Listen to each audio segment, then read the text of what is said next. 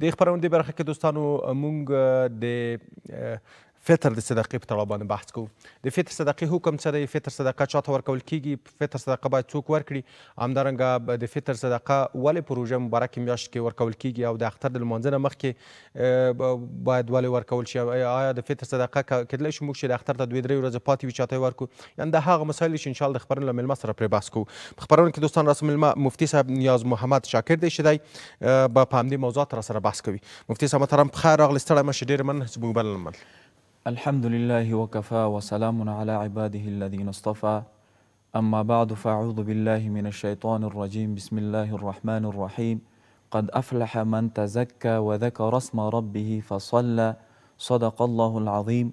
وعن ابن عباس رضي الله تعالى عنهما قال فرض رسول الله صلى الله عليه وسلم زكاة الفطر طهرة للسائم من اللغو والرفث فمن أداها زكاة الفطر قبل الصلاة صدق الله العظيم وصدق رسوله النبي الكريم ونحن على ذلك لمن الشاهدين والشاكرين والحمد لله رب العالمين. وبعد، الله رب العالمین دې خوشحاله که محترمه، الله رب العالمین دې ستاسو په عمر کې هم برکت واچوي، خوشحاله شي وروره. ژوندی اوسه، خوشحاله اوسئ. ډېره مننه قدرمن مولوي صاحب. که راته ووایې چې د فطر صدقه څنګه تعریفولو شو یا تعریف یې راته وکړي؟ د فطر صدقه یعنې څه معنی؟ فطر صدقة الفطر، صدقه فطر ویلی کیږي، د دې لغوي معنا ده ماتولو ته.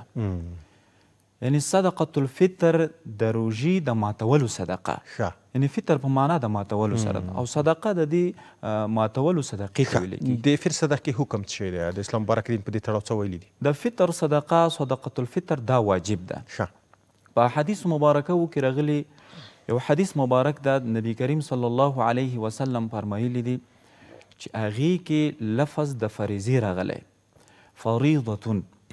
بعضې علماو د دې لفظ نه دا اخیستی چې صدقه فطر فرض ده، په دې بنا چې په دې حدیث مبارک کې لفظ د فریضې راغلی ده. زمونږ د علماو د احنافو د مذهب موافق صدقه فطر واجبه ده. ولې چې نبی کریم صلی الله علیه وسلم په یو حدیث مبارک کې راځي چې یو شخص ته یې حکم وکړه چې ته غږ وکړه چې صدقه فطر واجبتون، دا واجبه ده.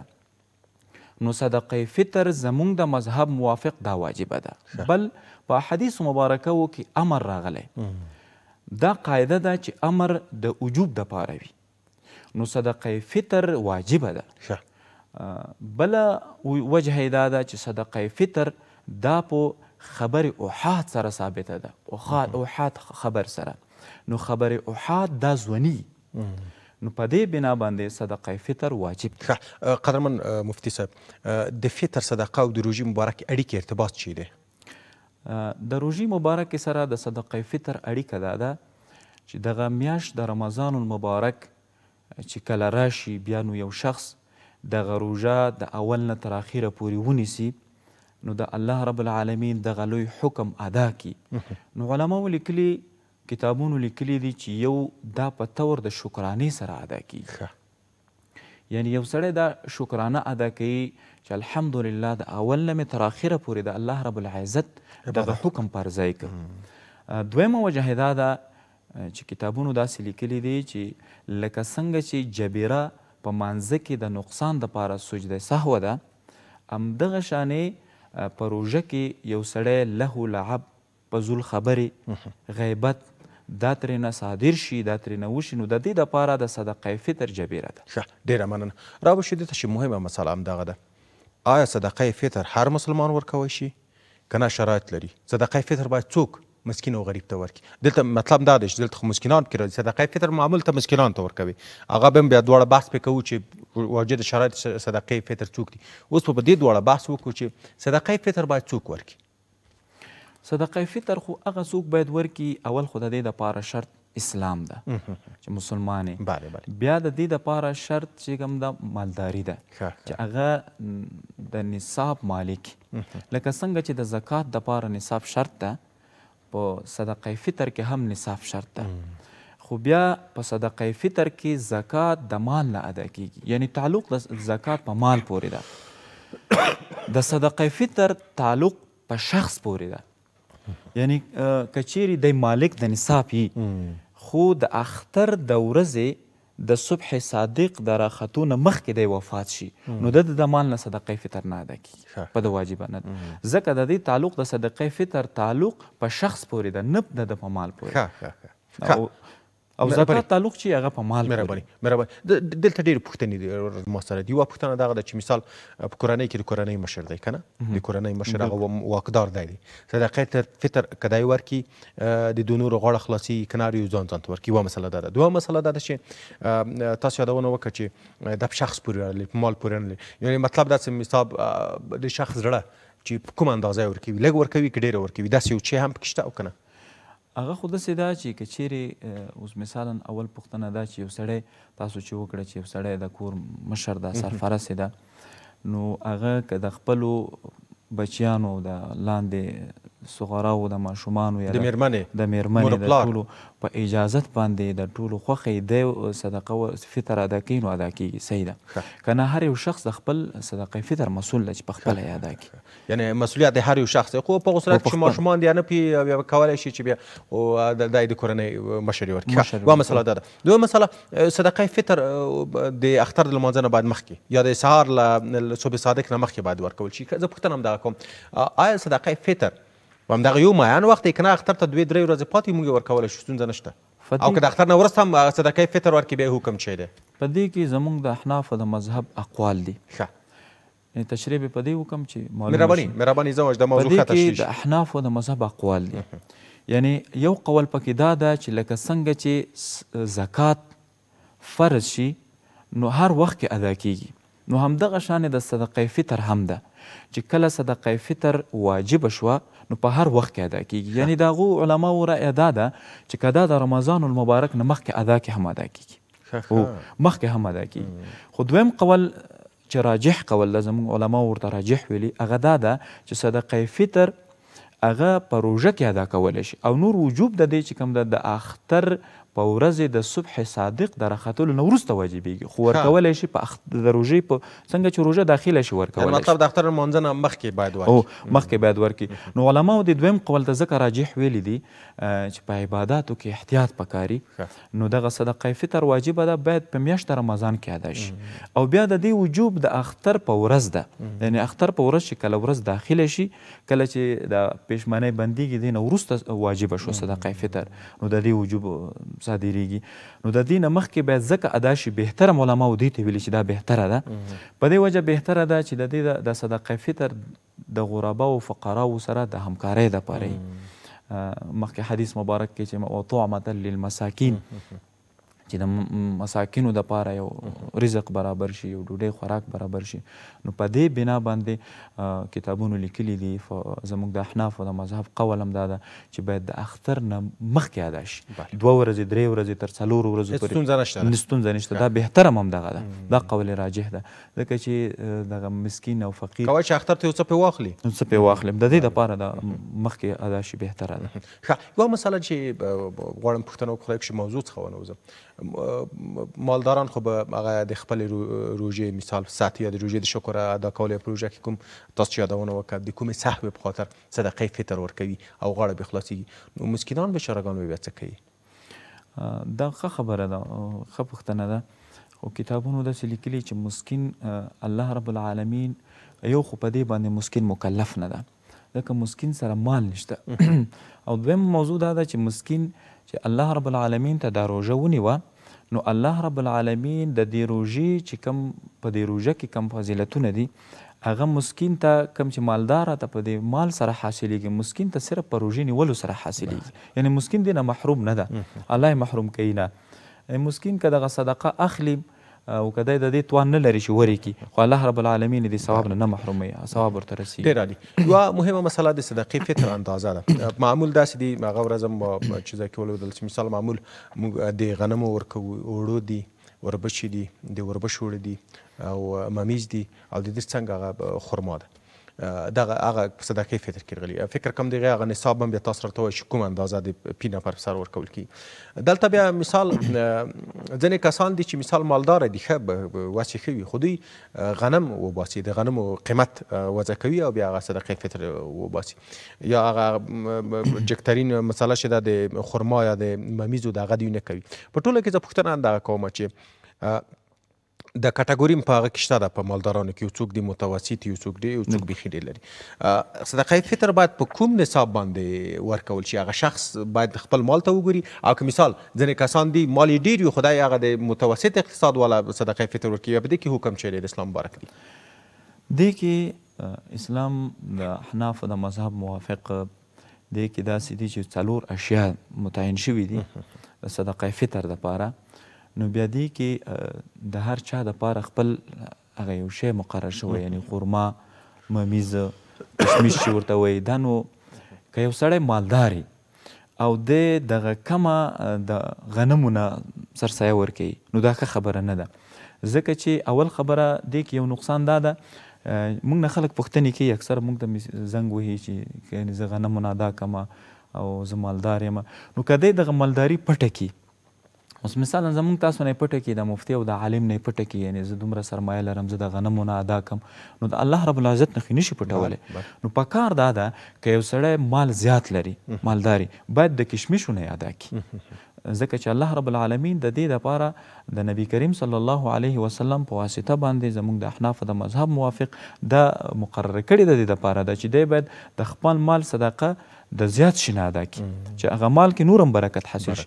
که دی دغسې طریقه وکړي، یعنې د کم غنمو نه ادا کړي، نو هغه مال کې برکت کمیږي. نو دلته خو معلومات نه وي، 100 یا 50 روپۍ فرق به وکړي، خو هلته د ده هغه مال برکت ورسره ختمېږي. نو په کار ده که دی ډېر مالدار نو د کشمشو نه دی ادا کړي، که متوسط یې خرما نه دی ادا کړي، او که بیا ګزاره حال د نصاب مالک نو بیا دې د غنمو نه ادا کړي. مثال ځینې کسان دي چې خپل وس ته ګوري، مثال په ده باندې هغه نصاب د غنمو راغلی، خو دی وایي چې نه زه د غنمو نه ادا کوم، او هغه د خپل عقیدې او ایمان په خاطر وي چې زه ډېر ادا کوم، خو دې خصوص مشکل نشته دی. نه دا خو بهتره خبره ده، ځکه یو سړی د خپله قرباني ورکوي، جاني او مالي قرباني ورکوي، دا خو ډېره بهتره ده، ځکه دی غواړي هلته په ده باندې واجب دي چې د صدقه فطر مثلا د غنمو نه ورکړي، خو دی زیات کوشش کوي چې د کجورو نه ورکړي یا د کشمشو نه. دا ډېره افضله ده، بهتره خبره ده. ډېره مننه.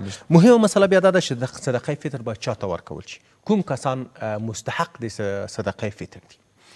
صدقه فطر قرآن عظیم الشان کې آیات مبارکه کې راغلی دي، صدقه فطر انما الصدقات للفقراء والمساکین والعاملین علیها والمؤلفة قلوبهم وفي الرقاب والغارمین وفي سبیل الله. د آیات کریمه کې هغه کسان ذکر شوي دي چې هغوی ته زکات ورکولی شي. نو چاته چې زکات ورکولی شي، څوک چې مستحق د زکات دي، همغو کسانو ته سرسایه هم ورکولی شي، صدقه فطر هم ورکولی شي. نو په هغو کې فقیر ده، مسکین ده، او مجاهد ده په سبیل الله، جهاد کوي، هغې ته ورکولی شي. او هغه کسان دي چې هغه د زکات راغونډولو مسؤلیت په غاړه لري، چې هغوی حق الزحمې په طور هغو ته صدقه فطر ورکړی شي یا زکات ورکړی شي، نو ورکولی شي. او بل دې کې هغه کسان دي چې زیات ناتوانه دي، یا هغوی قرضداري شوي دي، یا داسې کس ده چې هغه بندي ده، یا د زکات د وجې نه چا بند کړی دی، یا داسې بند ده یو ځای کې، نو هغه ته هم زکات ورکولی شي. والمؤلفة قلوبهم، او هغه کسانو ته هم زکات او صدقه فطر ورکولی شي چې هغه زړونه اسلام دپاره مایل شوي، اسلام طرف ته، د دې دپاره چې د دوی د زړونو لحاظ وساتلی شي، یعنې نوي مسلمان شوي، نوي مسلمان شوي زړونه اسلام طرف ته مایل شوي، نو هغوی ته صدقه فطر په دې خاطر ورکولی شي چې د دوی اسلام سره نوره مینه محبت پیدا شي. یو څه چې مهمه دغه ده چې په ځینې ځایونو کې بیا مشخص کسان ټاکل کېږي چې دې ته باید صدقه فطر ورکول شي، نو دا نه ده صدقه فطر څنګه چې تاسو یادونه که څوک غریب فقیر وي هغې ته د ورکول شي. دې کې هېڅ مشکل نشته. مثال ځینې کسان د خپلو خپلوانو ته یې ورکوي، وایي چې زما خپل، البته د پوښتنه مهمه ده زه کومه چې مثال خیرات موږ داسې ویلي چې صدقه او زکات اول په خپل اقربا په خپل خپلوان دي، بیا وروسته نور کې مشکل خو نشته په خپله کورنۍ کې او په خپله خپلوانو کې څوک غریب ولري هغې ته صدقه فطر ورکړي، ستونزه خو په دې کې نه کېږي. بیا داسې رانه شي مثال د خپل ته ورکړله، یعنې مطلب مې دغه دی. نه دې کې یو موضوع ده، هغه دا چې که دغه خپلوان د چا په بل ولایت کې یعنی بل ښار کې، نو بیا کتابونو دغه منع کړي چې باید د دې یو ښار نه بل ښار ته منتقل نه کړي. نور افضلیت په دې کې ده چې خپلو اقرباو ته یې ورکړي، مشکل نه لري. خو که داسې چې هغه په بل ښار کې پراته وي، د دې ځای نه ته ور وړې همغه ښار ته همغه خپلو دوستانو ته یې ور وړې، نو دا بیا ښه خبره نه ده. ځکه که دلته نږدې نو بیا ورکولی شي، مشکل نه لري. افضل هم دې ته ویلی شوي، بهتره ده او بهتر افضل. ډیره مننه کوم. د صدقې فطر په تړاو باندې ما او تا بحث هم نور هغه مهم پوښتنې راخلاص شولې. مهم پوښتنه همدغه کوم ټوله بحث مو راټول کړو چې هغه مسلمانان یا هغه کسان چې صدقې فطر په ده باندې واجبه ده او دا یې باید ورکړي، خدای سلنګاري کوي نه ورکوي، یا مثال باب ځای ګڼي، یا ځینې کسان د مال ډېر په ګران وي، هېڅ وخت سره زکات هم نه ورکوي، صدقې فطر هم نه ورکوي. اسلام مبارک دین په دې تړاو باندې څه ویلي او حکم یې څه دی؟ صدقې فطر ما مخکې مو یادونه وکړه، صدقې فطر واجب ده، نو او زموږ د مذهب موافق دا واجب ده. که چیرې یو چا صدقې فطر د اختر نه مخکې ادا کړه نو ادا شو. بعضې داسې هم راغلي دي کتابونو داسې هم لیکلي که چیرې د صدقې فطر ادا نه کړه د ده روژه ځوړنده وي، یعنی د ده روژه تر هغه وخته پورې معلقه ده تر څو چې د صدقې فطر نه ادا کړي. یعنی دغه صدقې فطر د ده په ذمه باندې پاتې ده، دا واجبه ده، د ده د ذمې نه ساقطېږي تر څو چې د صدقې فطر نه ادا کړي، ځکه وجوب یې نه ساقطېږي، په ده باندې واجبه ده. که اختر نه وروسته هم شي دا د ده په غاړه ده، باید ادا یې. بله بله. په مړیو پسې مثال هغه کسان چې د کورنۍ غړي دي وي خو نشته دي، تللي دي له دې دنیا څخه، هغې خو بیا صدقې فطر نو واجب نه ده. نو نه، مخکې ما یادونه وکړه چې صدقې فطر یعنی زکات په مال پورې تعلق لري او صدقې فطر په شخص پورې تعلق لري.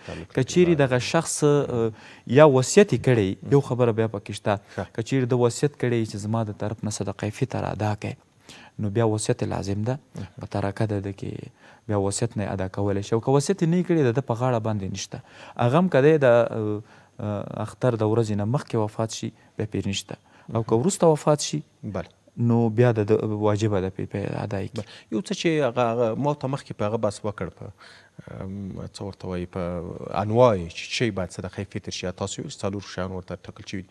میزان یې که راته ووایې قدرمن مفتي صاحب چې مثال څومره اندازه، 1 کیلو، 2 کیلو، نیمه، یو من، څنګه؟ صدقې فطر دپاره دغه څلور اشیا متعین شوي دي چې هغې کې غنم دي 1.5 صاع ده، صح تشریح بیا کومه، او بل خورما 1 صاع دي، همدارنګه کشمش 1 صاع دي، وربشې چې دي 1 صاع دي.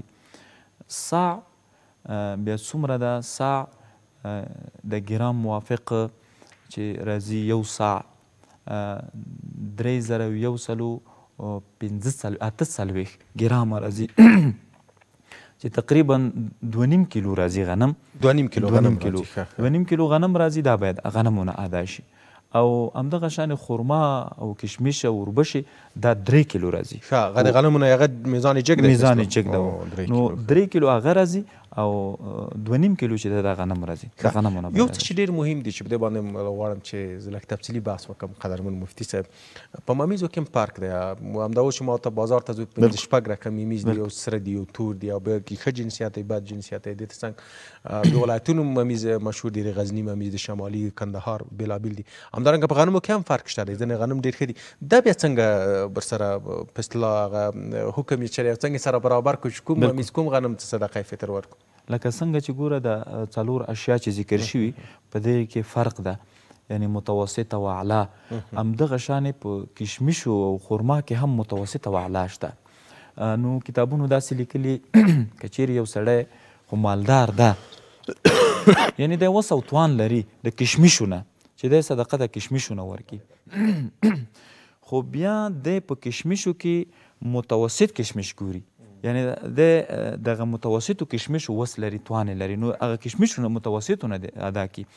بیا که داسې چې دی په مالدارانو کې یعنی ښه ده، ښه فوقیت لري، بیا به اعلی ادا کوي. نو په دې کې متوسط او اعلی شته، یعنی په هر جنس کې لکه د څلور اجناس چې متعین شوي دي، همدغه شان په هر جنس کې بیا متوسط او اعلی دي. نو د مالدار شخص دپاره متوسط او اعلی پکې شته. که دی اعلی مالداري او دی په ادنا پسې ګرځي نو دا بیا ښه خبره نه ده، ځکه صدقه فطر کې بیا نقصان راځي. بله نو په ټوله کې مهمه مسله دا ده تا د خبرو نه چې ما کوم څه واخیستل دا ده چې اخلاص باید مهم دی، اخلاص باید وکړې. په مطلب دا نه چې ته هیله ځان ته جوړه کړې. ځینې کسان دي متاسفانه دغسې شاید وشوي وي او وشي چې هیله کوي. مهمه به دا ده که غنم ورکوې باید او په ټوله کې دا د زکات او صدقې فطر د یوه پوښتنه کوم مفتي صاحب حکم یې به دا هم وي چې هغه د آدم علیه السلام په وخت کې هغه د خیرات او هغه چې مسله به شوه د زکات ښه شی به دوی خیراتول که نه. نو یعنې مطلب دا چې تک خیرات کوم ښه شی باید خیرات کړي. بالکل هو یعنې متوسط شی دومره به بیا به ارزښت نه وي.